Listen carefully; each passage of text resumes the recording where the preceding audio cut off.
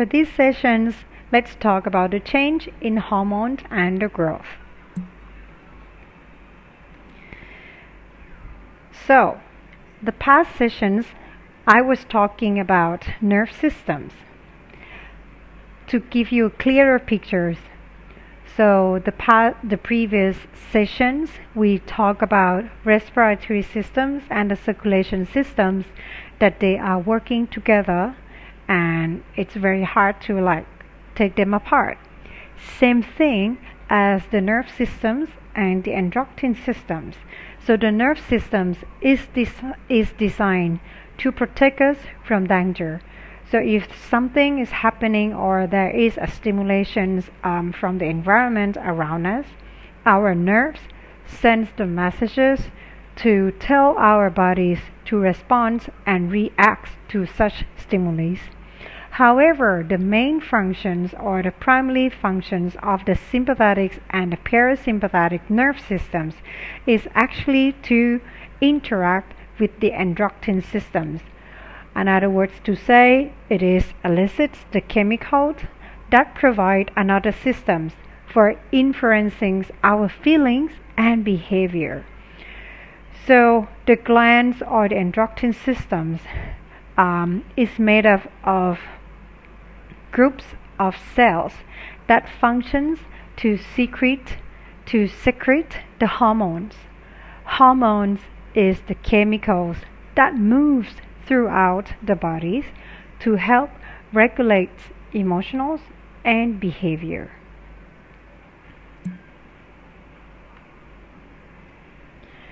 Let's talk about glands. So we have many glands here, but the most important glands and the master glands of all is the pituitary glands. These pituitary glands affecting many other glands. Our hormones produced by the pituitaries and the adrenal glands. It helps regulate our growth. It also relates to our stress, our sexual functions, and the chemical balance in the bodies. The adrenal glands produce the epinephrines or norepinephrine.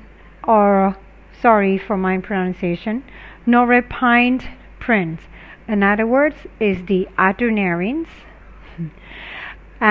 So these hormones responsible for our reactions to stress.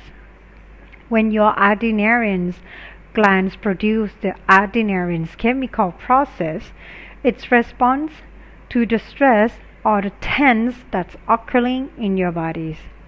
The sex hormones or the testosterone and the estrogens and the progesterone play an important role in sex differences. So if we are not having the balance of those sex hormones, it might result in bad reproductive systems, or it would give someone the feeling of becoming opposite sex or bisexuals due to the imbalance of the hormone systems as well as the environment around us. So these are the pictures of a woman on the right side and a man on the left side. We have the same glands except for the lower part. Okay, so let's talk about pituitary glands, which is the master of the glands. So these secretes many different hormones, and some of which affect the other glands as well. Pituitary located inside, so in the brain and underneath the base of the brain, the pituitary glands is located inside your part or the upper head, inside your head. Hypothalamus, we mentioned about this already. It is what's controlling. It is in the brain regions as well, and it's also controlling the pituitary gland. So the master glands also being controlled by another gland which is called hypothalamus. What did the hypothalamus do in the previous slides? Yes, it's the thermal regulations gland. So it helps regulate our body system as well, especially heat and our our fluidities in the cells. Come to this part that we mostly talk about in the yoga asanas, which is thyroid gland. So thyroid is here at your neck chakra. So thyroid glands affects your metabolism among the other things.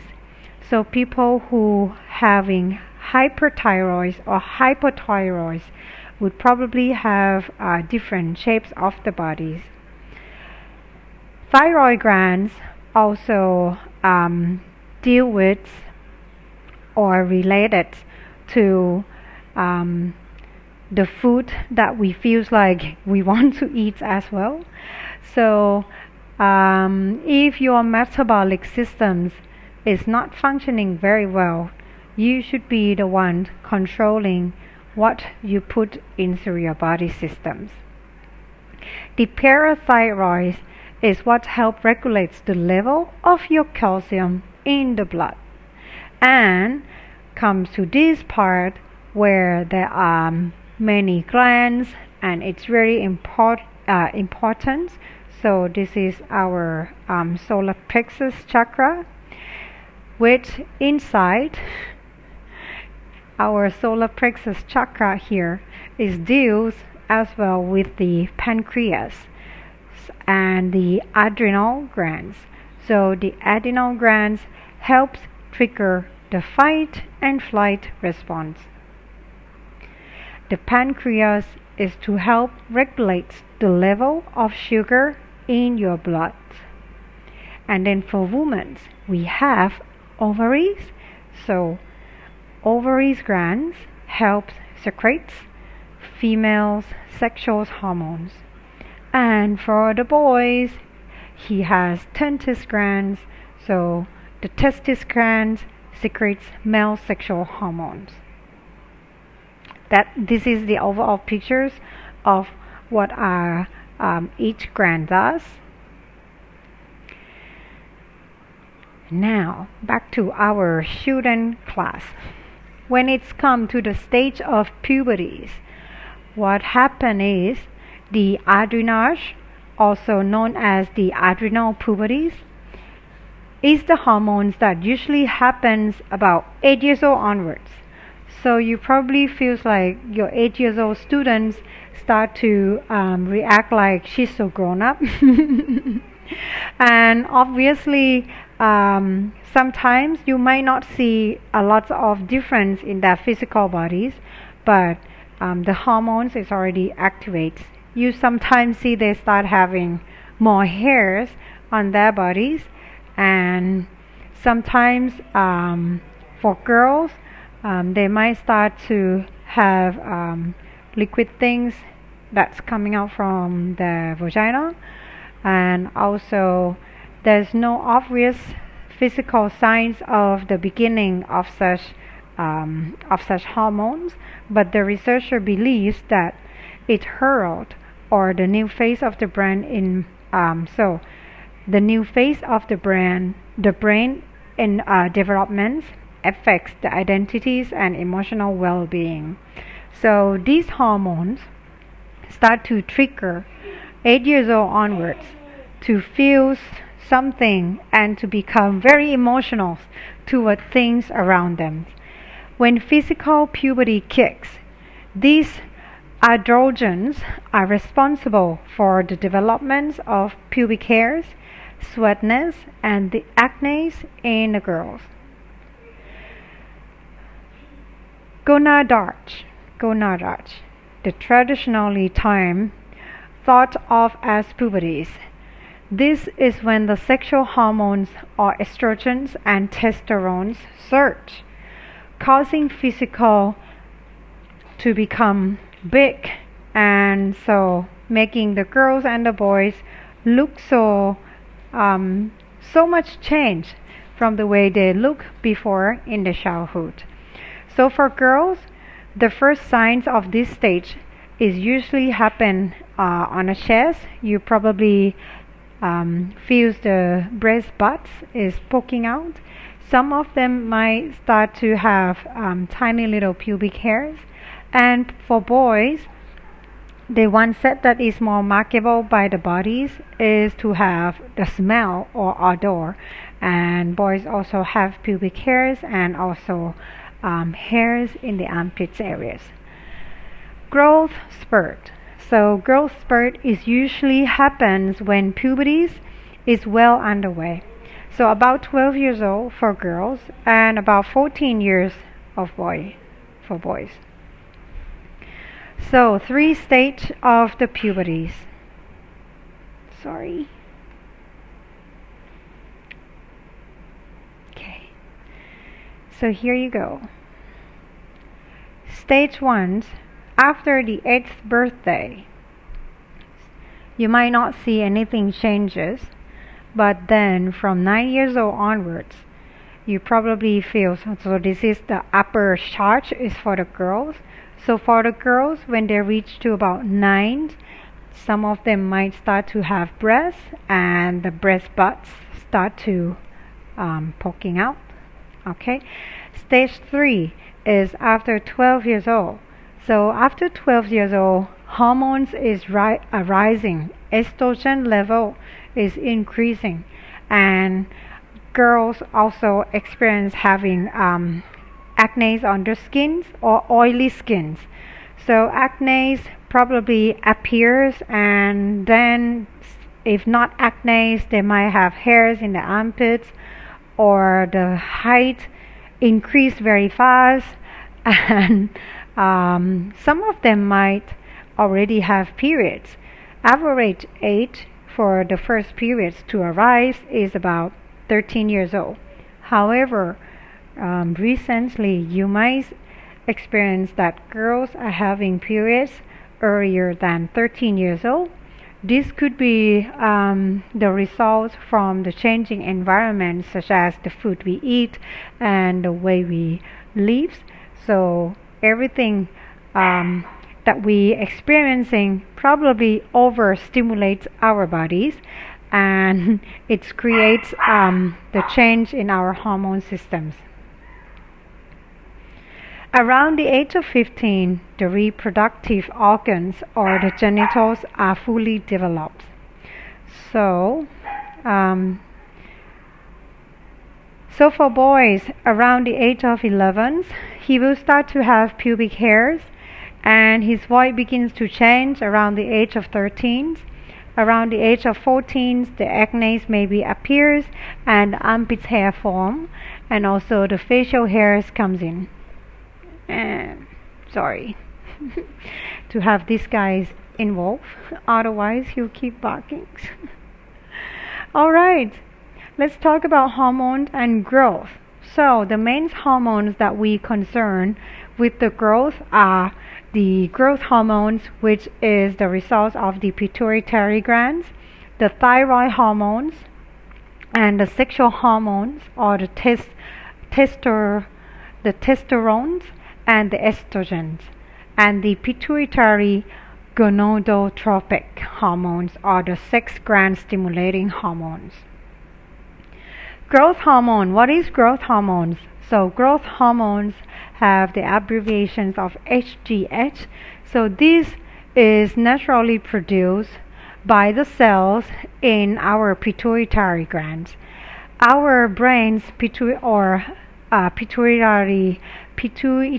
glands in our brains governs our height, how we grow, and also govern how our bones are lengthened, and also govern our muscle growth as well. So our bones need enough growth hormones during the childhood and adolescence as well in order to lengthening to the adult portions, which means that if our growth hormones are producing normally or in a good range, we will pick up a good height that we're supposed to have. So growth hormone prompts our liver to make substance that is called insulin-like growth factor.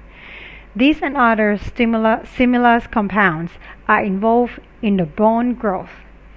So growth hormones deals a lot with how your bones is formed and how height you will get. So growth hormones help your body with the metabolism systems as well, and it also helps with the cells repair and other vital functions. Wow. And believe it or not, we still have our growth hormones even though we are not kids anymore. Yes. So your growth hormones is still activate. There are 3 best ways to boost your growth hormones naturally. First, and the most important, is the movements. That's why we're doing yoga, because we want to keep our growth hormones active. Exercise is one of the most active ways to significantly raise your growth hormone levels. After exercise, your bodies absorb happiness into your systems, your circulation system flow better, and you will be sleeping better. So, if you want to also achieve growth hormone, you should have a good night's sleep. By talking about good night's sleep, it doesn't mean that you have to set the portion of your time to meet exactly 8 hours, because each body are function differently. So a good sleep is the quality sleep that you are resting in your own period of times. Once you have a good night's sleep, the next day you won't feel moody. So if you feeling moody on the next day, it might be a sign to tell you that you don't have good sleeps. So good sleeps is the majority of growth hormones. So growth hormone release in pulses when you sleep. These pulses are based on your body's internal clock and the circadian rhythm. Focus on optimizing sleeps and quality sleeps. You should aim at around 7 to 10 hours of quality sleeps per night. Sugar intake is the third one. So it is very simple to talk about how to balance or boost our growth hormones, but in reality it is very hard to do, right? Because when you not sleep well enough, your insulin is changing, you are craving for something sweet, and you feel lazy, you don't want to move. So everything linked back to what you eat. Reducing sugar intake can also increase in insulin and can lower the growth hormone productions. Something like refined carb or sugar can raise insulin levels the most. So please avoid, I would say, not natural sweetenings or sweeteners like the refined sugar, the white sugar that people like to put in cookies. It would be a great idea for you to bake your cookies by yourself, and if you need a good recipes in baking vegan food and cookies, you can check on Angela's website and blogs. Okay, so it's better to reduce sugar intakes. Once you reduce sugar intakes, your insulin level is balanced. Your insulin level balance, your digestion is good. And if you also move, you also activate the whole system, respiratory, circulation systems, and digestive systems. And once all these systems are functioning well, you would have a good night's sleep. Thyroid hormones. Thyroid hormones is produced by the thyroid gland, of course. So it's here, the neck. The neck is important. So thyroid is necessary for normal growth as well, though it does not itself stimulate the growth, but it is an absence of the pituitary growth hormones.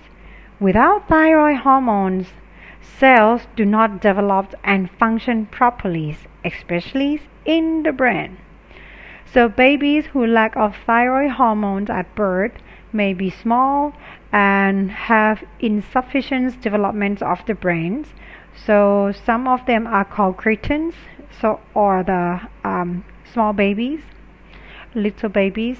Frequently, these conditions should be diagnosed and treated ever since they were babies. So if they are treated properly, they may be resolved, and if they are not being treated properly, it will also result in brain damage as well. What are the thyroid superfood? So, for many of you who are vegans, seaweeds would be one of them. And as you might already heard, we need iodine from food that have high iodines. It could be seafood, or it could be other types of food, but please choose natural foods that gives you rich in iodines. So seaweeds is a good one. Seaweed could be the kelp seaweeds, nori seaweeds, or wakame. These are so yummy when you make a soup in Japanese food.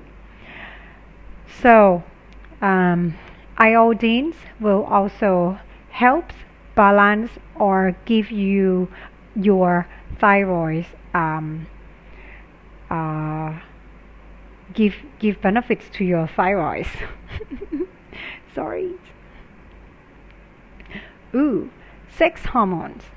So the next hormones that most of our teenagers are dealing with is the sex hormones. Testosterone is important not only at puberty but also before. So only small amounts of testosterone circulations between birth and puberty. So at puberty stage, the interstitial cells develop greatly in response to pituitary hormones. So these hormones is doing what? Is changing the form of male puberties.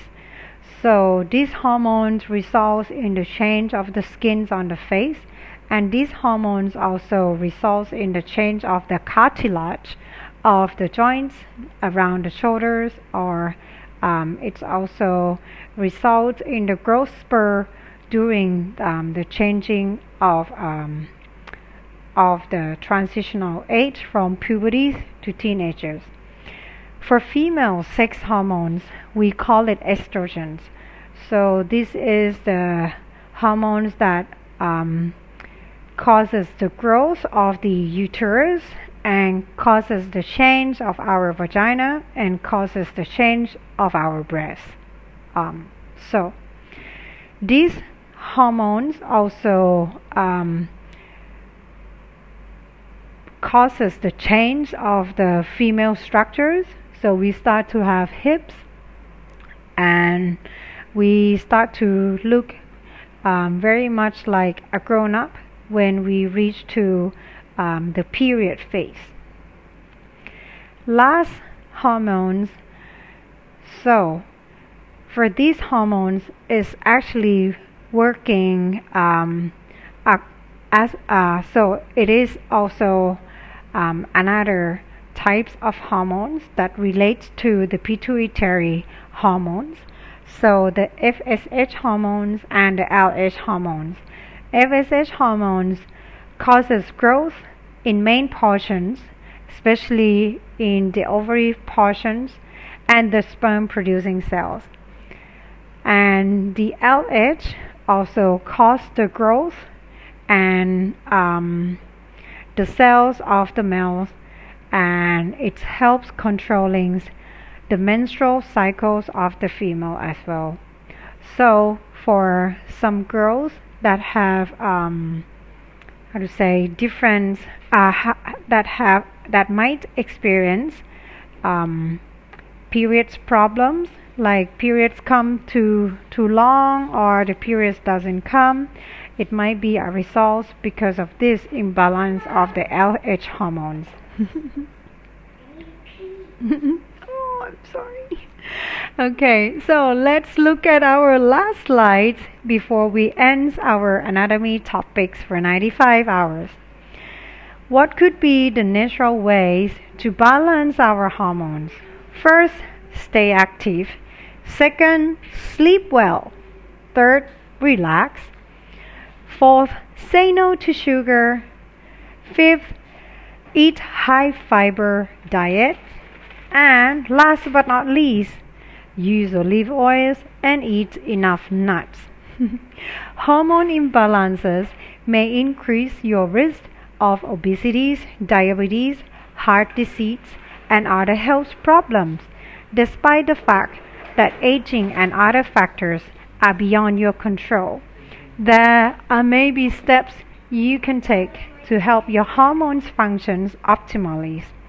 Consuming nutritious foods, exercising on a regular basis, and engaging in other healthy behaviors can go a long way towards improving your hormonal health. To end the lectures of anatomy parts, I would like to thank you for your patience in listening to me. And yes, last but not least, to keep all the balance, to keep all of our body systems functioning well and balanced, it just simply says keep calm and do yoga. Enjoy your yoga sessions.